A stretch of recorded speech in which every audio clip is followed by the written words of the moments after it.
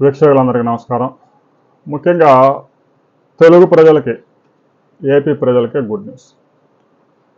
అమరావతి రాజధాని గురించి మనం గతంలో కూడా అనేక వీడియోలు చేయడం జరిగింది.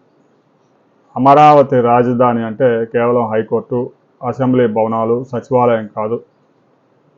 కనీసం 5 లక్షల మందికి జాబ్ జనరేషన్ కనుక చేయకపోతే రాబోయే 3 తరాలు నాశనం అయిపోయే ప్రమాదం ఉంది.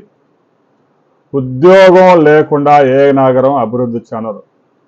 మన బిడ్డలు హైదరాబాద్ వెళ్తున్నారన్నా, బెంగళూరు వెళ్తున్నారన్నా, పూణే వెళ్తున్నారన్నా, ముంబై వెళ్తున్నారన్నా, చెన్నై వెళ్ళినా, అమెరికా వెళ్ళినా ఉద్యోగం కోసమే. ఉద్యోగాలు జనరేట్ కాకుండా అమరావతి నగరం కనుక నిర్మిస్తే గోస్ట్ సిటీగా ఎదిగే ప్రమాదం ఉంది. పగలంతా ప్రభుత్వ ఉద్యోగులు పనిచేసుకుని ఇంటికి వెళ్ళిపోతే చీకటి పడిన తర్వాత అరాచక శక్తులు రాజ్యమేలే అవకాశం ఉంది. నయా రాయపూర్ అలాగనే తయారైపోయింది. అందువల్ల వాటి నుంచి పాఠాలు నేర్చుకొని రాబోయే రోజుల్లో అమరావతిలో పెద్ద ఎత్తున జాబ్ జనరేషన్ చేయడానికి రాష్ట్ర ప్రభుత్వం సిద్ధమవుతోంది. దీనికి సంబంధించి మంత్రి నారా లోకేష్ కీలక ప్రకటన చేశారు.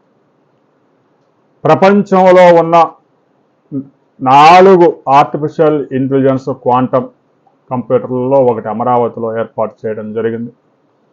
దీనిపైన రాష్ట్రంలోనే కాదు దేశంలోనే అత్యుత్తమ ర్యాంకులు సాధించిన విద్యార్థులు ఆ విద్యను పూర్తి చేసుకొని ఇందులో పనిచేయడానికి ముందుకు వస్తూ ఉన్నారు.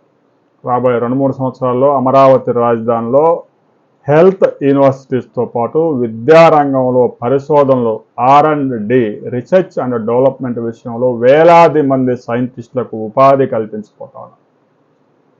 ఇక సాఫ్ట్వేర్ రంగం అయితే అమరావతి నగరంలో అడుగుపెట్టే అవకాశాలు లేవు. కానీ ఒక విభిన్నంగా అమరావతి రాజధాని డెవలప్ చేయాలని చూస్తూ ఉన్నాం.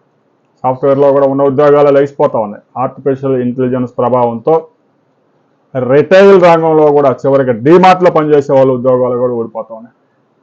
రాబోయే 2-3 సంవత్సరాల్లో AI ఎఫెక్ట్తో 70% ఉద్యోగాలు కొన్ని రంగాల్లో లెగిసిపోయే ప్రమాదం ఉంది.